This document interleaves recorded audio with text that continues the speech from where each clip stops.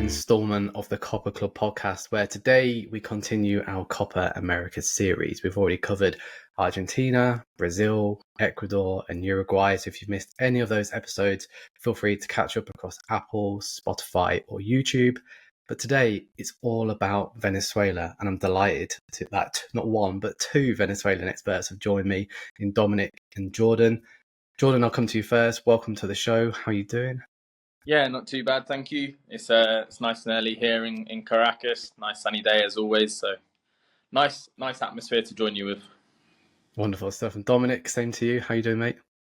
Yeah, doing well. Also an early morning here in Minnesota, and it actually is also sunny here, believe it or not. So it's all good all around. It's actually sunny in London today. I've actually returned from South America, and it's actually quite nice here today as well. So I don't feel jealous as to what you guys have just said about your current climate. But look, let's kickstart the show. I'm really excited about this episode. I think a lot of our listeners won't know too much about Venezuelan football, the national team, and we will start with a negative. And Jordan, I'll come to you first. We'll get the negative energy out of the way before we concentrate on Copa America and the positives around the squad at the moment. But it's not always been a good time for Venezuela and Venezuelan football. If we go back to the last World Cup qualifiers on the route to Qatar, Venezuela finished bottom of the group, 5 points behind Bolivia, conceded 34 goals. Can you just provide our listeners with a bit of context as to where Venezuela were at that time, and then we can move forward to more positive thoughts around the team? Yeah, of course. Firstly, it feels so long ago. So much has happened in Venezuelan football and in the national team setup. That began with we had Jose Peseiro, Portuguese head coach, who's worked with Mourinho previously. He's most recently been with Nigeria. He left during that campaign. It was already a struggle earlier in the qualifying campaign because of COVID. Obviously, COVID affected everyone, but it did hamper Venezuela, I think, more than other nations. We had Salomon Rondon at the time playing in China, so it made it very difficult for him to report to national team duty. He's the leading goal scorer for the national team, very talismanic. As we'll talk about later, he's probably back to the form of his life, to be honest, even though he's obviously much older than when he was in Europe. But we had to contend without him at times. Copa America 2021, very good example of how low Venezuela hit. Like the day before the tournament, again, this is something that I think affected Venezuela more than other countries because of restrictions. We had 13 players drop out of the Copa America on the eve of the tournament that had to get replaced. Very short notice with players from the domestic league. That was the Copa America, but it was symbolic of how that qualifying campaign went for the World Cup. And then Pizarro stepped down fairly suddenly. We had an interim coach, Leo Gonzalez, take over for the back end of that qualifying campaign. But since then, so much has changed. We had Nestor Peckerman come in, and he's already gone. We're on to Batista, so we're on our second head coach since that. What was, you're right to say, very low negative point. So I'd really put that down to quickfire changes in the head coach, problems with the outgoing federation. We've got a new federation now as well. And yeah, COVID. Dominic, it's the country's gone through a lot there. I think Jordan summed it up very well. We could probably talk about that part all day, but I want to move across to some more positive thoughts heading into this Copa America. Very different. Now, the South American qualifiers, you don't need me to tell you that Venezuela are the only nation in South America which haven't qualified for a World Cup. The extra place this time round with up to 7 potential teams heading across. It's been almost, I'll say, the perfect start in terms of where Venezuela are, only losing 1 game, only conceding 3 goals, drawing against Brazil away from home, and then 2 home victories against Chile and Paraguay to 0 as well.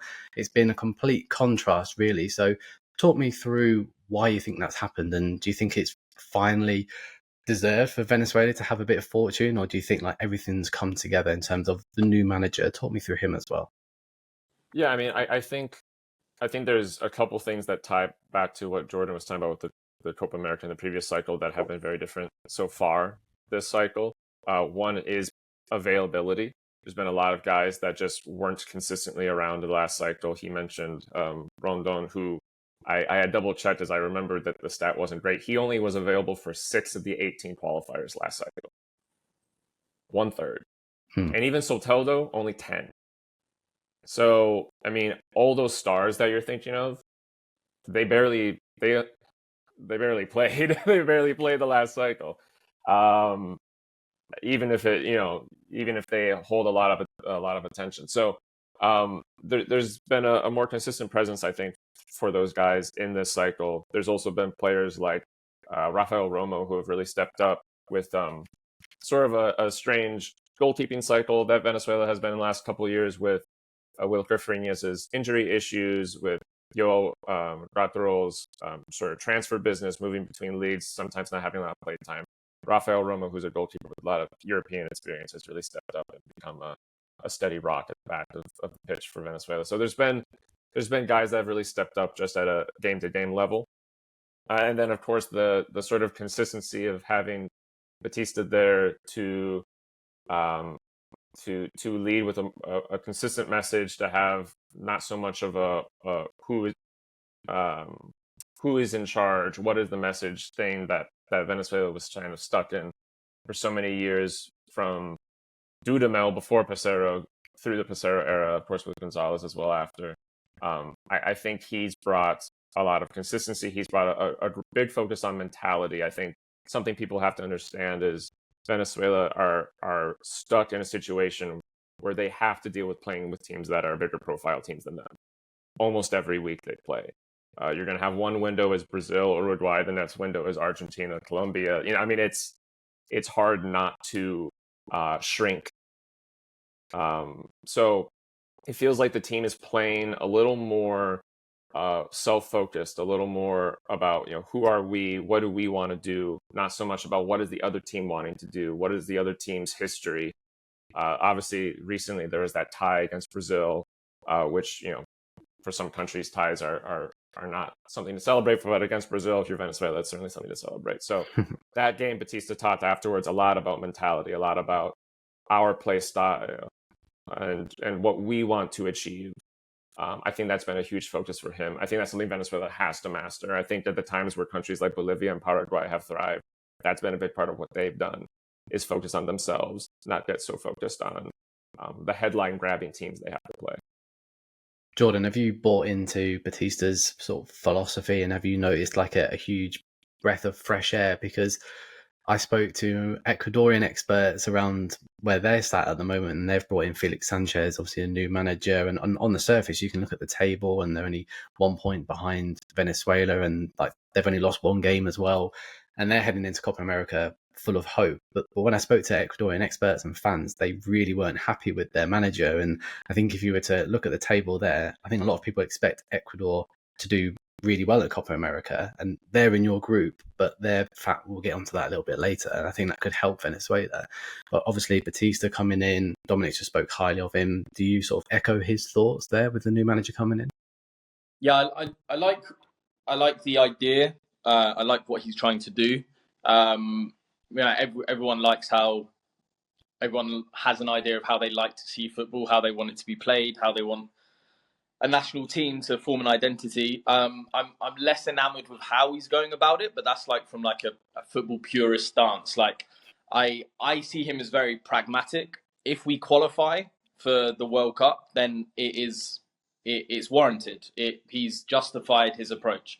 If we don't qualify for the World Cup, it will seem like a massive missed opportunity. And I think then the pragmatist approach will, be the dagger he has to fall on. I really like the fact that he's prioritizing momentum, and it's worked with 5 games unbeaten in the World Cup qualifying. Add in the friendlies as well, and that momentum is being built. It's not necessarily pretty football when we do have some pretty players, Soteldo being, the main one at the moment, but then players coming through like Tuti Andrade, David Martinez, young players that need to come through. Because I think another thing that Batista has is he has a team in transition. We've got Rondon, Rincon, and Rosales who need to be phased out in the coming years. Rosales, his phasing out, it looks like it's begun. He's not even in the preliminary squad for Copa America. Rincon still is. And Rondon deservedly, most definitely is, because he's really found his form again. Like I mentioned earlier, he was top scorer of CONCACAF Champions Cup, man of the match in the final. They won, Pachuca won. He's top scorer in Liga MX right now. He's really returned to his best after a couple of years of maybe wondering if he was not done, but on his way out, because China started well for him, but I think it hampered his career. COVID didn't help. Was struggling to get going after that. Everton didn't work for him. Although he won with River Plate in Argentina, was never really at home there. So it's nice that he's gone to Mexico, because we're now going to enter the Copa America with our leading scorer in fine form. But yeah, it's the pragmatism so far is paying off, but it will only justify itself if we qualify for the World Cup. Yeah, you touched upon Rondon there. I know River Plate fans weren't keen on him. It's almost a little bit harsh, because he was playing second fiddle to Lucas Beltran, who's moved to Fiorentina, and Miguel Boya, who's obviously been a superb player for them over the last, 12 to 18 months, really, and they've had to sit out. So he was getting on for 10, 15 minutes there, and then his record didn't look particularly good. So I think he was a good decision for him to move across, and obviously it's paying off. And the fact that he probably recognised this was his last opportunity to, if he leaves his legacy getting Venezuela to a World Cup, then he can sort of retire pretty happy with that. And like you said there, it's the nice mix of experience. But look, let's touch upon some more key players first. I'm really keen to hear your thoughts. And I know both of you are probably going to talk very highly of Soteldo, and I think the move to Gremio, unfortunate circumstances at the moment with what's going on in southern Brazil, but the move itself from Santos, obviously, who got relegated, to Gremio, and having the opportunity, a team who sold loads of players, but he can go back to Serie A and really own that. And before the break happened there, he was really making that position his own on the left wing, which is only going to benefit Venezuela as well. And how important he is for Venezuela. I went back this morning and watched the Chile game, and he played his part in all 3 goals there. And as you said, Batista is a pragmatic manager, and you haven't scored that many goals, 6 and 6. And then he was responsible for pretty much linking up all 3 of those and scoring the opener against Chile. So, Dominic, you're probably going to echo what I've said, but more positivity around Soteldo, please. Oh, I mean, he is, in terms of sort of what he can just do with the ball across the pitch, he's probably the most sort of magical player on the roster right now. And I don't think many would argue with that. I think one thing that, talking about the mentality around the team and Batista's focus on that, and that's what, I think one thing that people are looking for is for a situation that motivates Soteldo to be his best for Venezuela. There's a lot of players, to be honest, on this roster that, if you look at their club careers over the last couple of years, have been really positive. And then when they come to play for the national team, it's not so clear. And so I think he's one of those guys that everyone is excited to see him, playing at a good level, at a good club, doing his thing that feels important.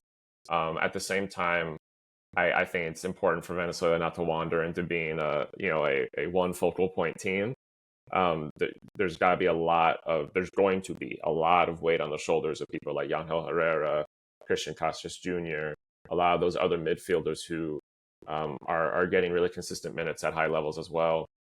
Savarino has also he's been bouncing around a lot, but it is now sort of in a similar place as Soteldo. He's at Botafogo right now. And so there's a lot of talent in that midfield range that I think Venezuela can be very excited for this upcoming cycle. But it's a lot of guys that are young still. I think Savarino might be the oldest of those 4 that I mentioned. And it's a lot of guys that I think people are very excited about, but they're still waiting to kind of see them hit their peak with the national team.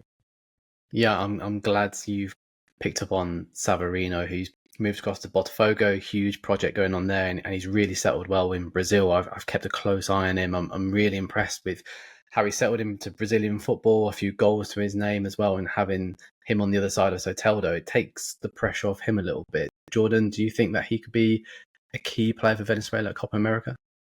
Yeah, I think it was before the doubleheader that included our game against Paraguay. I spoke to the guys at Guarani Vision, and they asked me where are your goal threats going to come from, and I can gloat because I was right, but I said we're going to come down the right, Savarino's going to cut back, and Rondon's going to score. Like, if you look at the 5 games going into that, a lot of our attacks were coming down the right with crosses into the box if Savarino was starting, and if Samuel Sosa was starting on the right, he was cutting in and looking to score with his left. I felt Savarino was in a better moment. He came in, and that's exactly what happened. I think there's probably going to be a leaning towards Savarino over Sosa. I certainly hope there is. I think he's a much better player, but Sosa has done well under Batista. But I think really, and also an opportunity to speak about other players, I think, everyone's going to know that Rondon is Venezuela's goal threat. Everyone's going to know Soteldo is the creative hub. But what's going to make or break Venezuela's performance in Copa America and also World Cup qualifying is the spine. We're going to, although we've only conceded a few amount of goals so far, like, it would be great if that continues. Chances are it won't. Like, we're always going to, in the games that we win, we're going to pretty much either have to, scrape 1 or 2 nils at home against the weaker opposition of CONMEBOL, or we're going to have to outscore an opposition. So you need your core strong. And I think Yangel Herrera, coming off of a top season in La Liga in Spain, a very high level, and then Osorio and Ferrarasi as the centre-back partnership, I think those 3 are really core. And although Yangel is transformed into an excellent box-to-box midfielder, a midfielder that can crash the box late and contribute with goals, I wouldn't be averse to him being the one that sits in the base of the midfield, with Cáceres and Segovia, for example, as box-to-box 8s. But the fact that, Yangel can do both, Cáceres can do both, gives us a bit of flexibility there. But I think that those 3 giving us the base is where our stability is going to come from. Yeah, Herrera, he was the next one on my list. He beat me to him. What season he's had in the league as well. And I completely agree. You need someone, if you're going to have Savarino, Soteldo and Rondon and maybe pushing people more forward than what you're used to, you do need an experienced head sitting there in case the team counterattacks, and almost the perfect person there.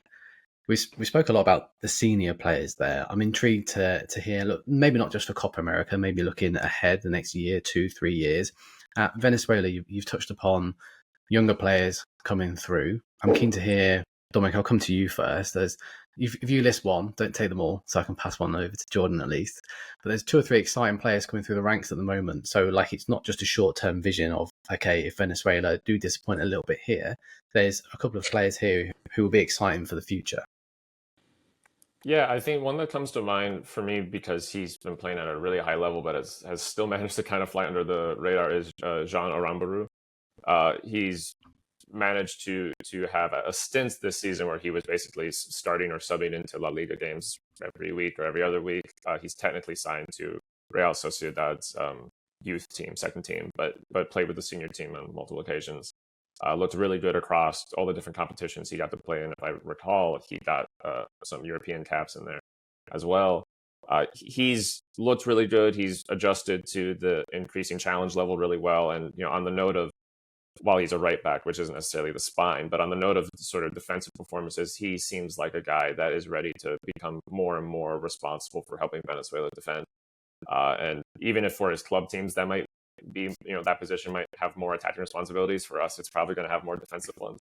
And so that's really encouraging to see, for all the great talents that we've already talked about up front, to have, and also, by the way, alongside the more veteran Jordan Osorio, who's been promoted back to Serie A, but to have, top 5 league experience in that back line with a young guy who can really work on the side, on the flank, like that is as exciting to me as whoever we may have playing as a 10 or a winger somewhere big. We need to, have as much excitement in those positions as we do up front. So I think Aramburu is a big eye catcher for me. And Jordan, same question to you. I know we touched on there, all positions are important, but we can do a bit more exciting than a right back. No, I'm only joking. Yeah, so I think Aramburu is, from the preliminary squad, I think Aramburu is the dead cert to make the final cut as a young player. Tuti Andrade, Kervin Andrade, and Telasco Segovia also on that preliminary squad. I'd personally take both. I think Segovia needs to start to be rotated into the starting 11 of the national team. Okay, I'm not necessarily saying he should start right now, but he should certainly be coming off the bench and getting some serious minutes. And I think Tuti Andrade has proven beyond all doubt that he's also deserving of that. He's also another player that, around his age group, he's 18, 19, within 5 years of him right now, we don't have a similar profile, or we don't have an exact same profile. Maybe you could say David Martinez is similar, and he's not going to be at Copa America, but he's pretty unique. We're probably likely going to see him out wide if he comes and off the bench, because I don't think we're going to be using a 10 this tournament, unless he's used to be coming in late and we move to a 10 to chase a game. But I think Segovia and Andrade are top young talents that hopefully both will be at this tournament. Andrade's gone to Fortaleza, Brazil. He's scored in every competition he's played for since arriving, including Libertadores. But I think, Batista has his finger on the pulse of the generations coming through. He's got his own guys in charge of the youth teams. He was with the youth team 2 years ago, the under-23s, when we went to the Toulon tournament, the Maurice Reveo, for the first time. So he knows the young players coming through, knows them well. And we saw that was a successful pathway under Dudamel. Dudamel did similar. He was in charge of the under-17s, then the under-20s, then the senior team in the under-20s simultaneously, and brought through the generation of Fariñas, Yangel, Sotelo, Cordova, Ferrarasi.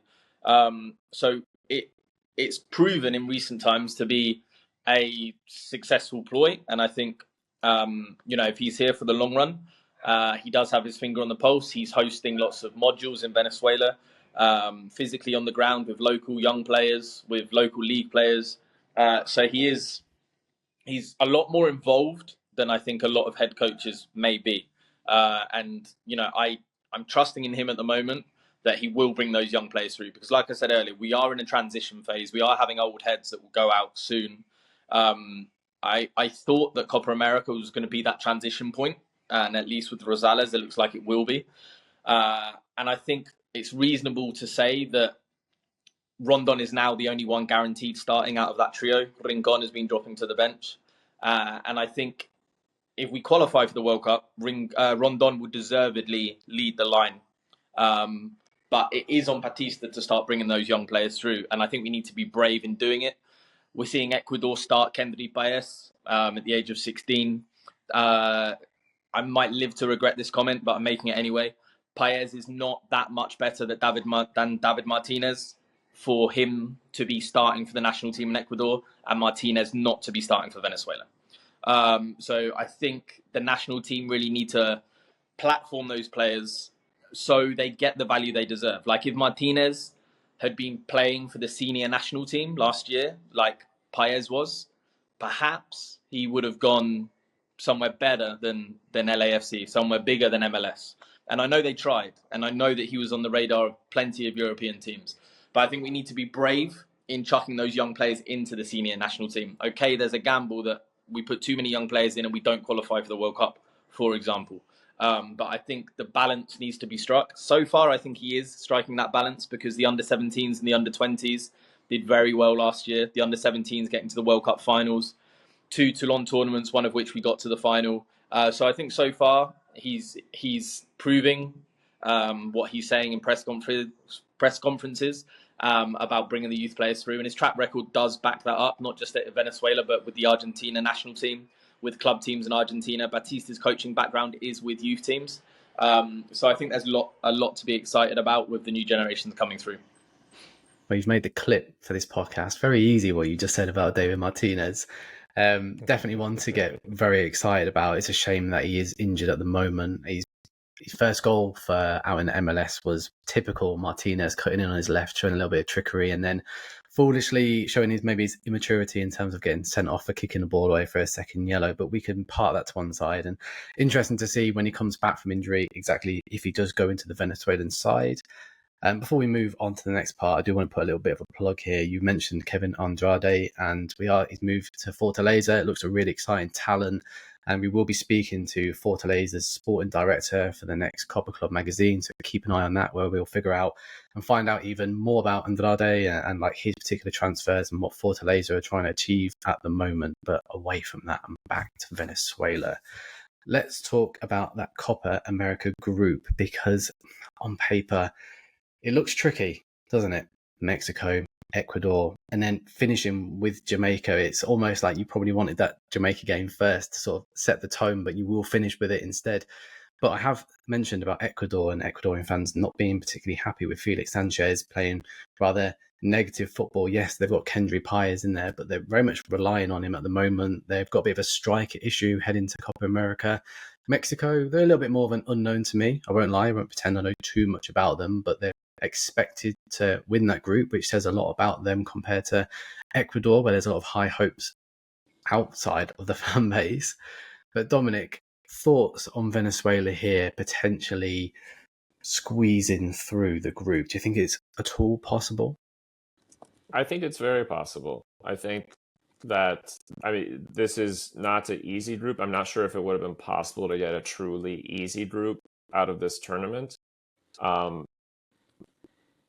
optimism comes from, one, the fact that the two CONCACAF teams are teams that feel like they're in a vulnerable position right now. You have Mexico that over the last couple of years really has kind of fallen off into some of its sort of worst form, especially against its bigger rivals like the US in years. They're not in a confident place historically these last couple cycles or last couple tournaments. So they feel like there's room to make something there. Jamaica has a amazing looking roster that rarely performs anywhere near as well as it looks. So while they will have big names probably at the tournament, I'm not necessarily too scared by that. And then Ecuador, Ecuador are in a good place right now. We did tie them 0-0 our last match against them in qualifying. That feels like a game that could be tough, but could be winnable, or at least have points possible in it. So I think, yeah, is it an easy group? No. Is it a possible group to get through? Absolutely. Interestingly, it's a very similar group to the last Copa America in the US, the Centenario, where we had Mexico, Jamaica, and Uruguay. We made it out of that group. So it's, it's going to be tough, but I am optimistic. I'm going to be at one of these games, and I'm very hopeful that it'll be a celebratory event. Which game you going to? I am going to the last one, Jamaica. Jamaica one. Hopefully, mostly because I didn't want to have to travel to California. That felt like a but yeah, no, I'm very positive that there'll be at least incremental things to celebrate at this tournament. I think you've touched on there. Obviously, you know more about Mexico than I do, which is a positive for Venezuela and like the issues Ecuador have got with their manager. And I'm not sure if either of you saw Aston Villa's Leon Bailey's interview where he sort of lifted the lid on Jamaica. Like you said there, they've got an impressive squad there, but he was saying he was going there to friendlies or like qualifying games for the World Cup, and like the organization, he said, behind the scenes was terrible. He said there was no spare kits, there was turning up and there was like no water bottles or anything, and he said like it was just getting beyond ridiculous. No one was being paid on time. So look, Jamaica, they haven't sorted that out over the last 6-12 months either, so there's problems going on there as well. So if you look at it more in detail as we are now, Venezuela are probably the most prepared or best looking side heading into this in terms of confidence. Jordan, now we've spoken about that and negatives across all the others, surely Venezuela are going to sneak through, right? I think so, yeah. It's not like my role to just be overly optimistic, but like no one else is going to cheerlead Venezuela. So like, particularly in English, so I think me and Dominic do.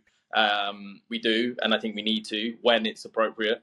When me and Dominic are podcasting amongst ourselves, it's normally me being negative and me turning to Dominic to give me reason to believe. But I genuinely feel really positive ahead of this tournament.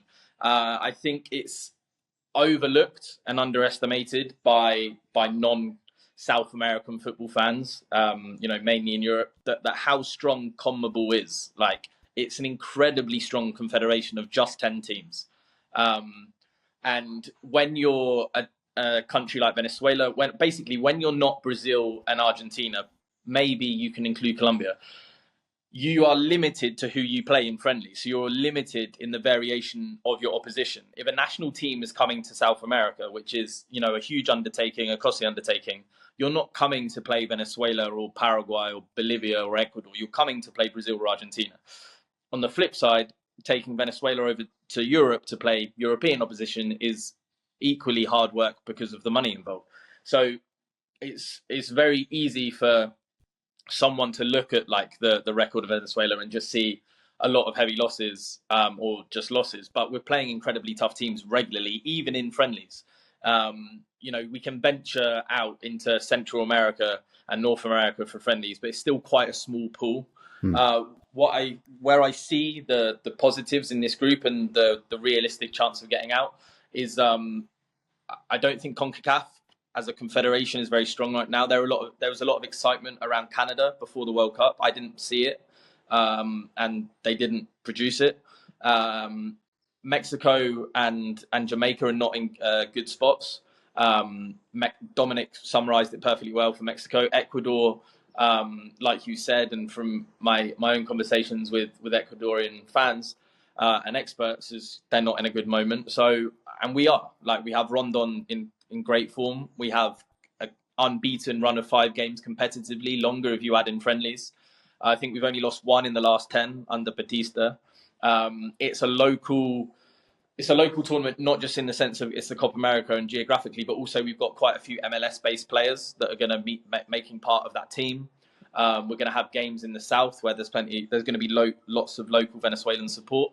I really feel like we can do something to continue the momentum in this tournament. I don't think we should be looking at scraping through. I think we should back ourselves to get through. And if we get a CONCACAF side in the quarterfinals, I can see us making the semifinals. USA have got a very impressive recent record against Mexico, and we as Venezuela have a very impressive recent record against the USA. If you take Mexico and USA out of the equation, who is there left to fear in CONCACAF? Obviously, one game is always winnable for anyone.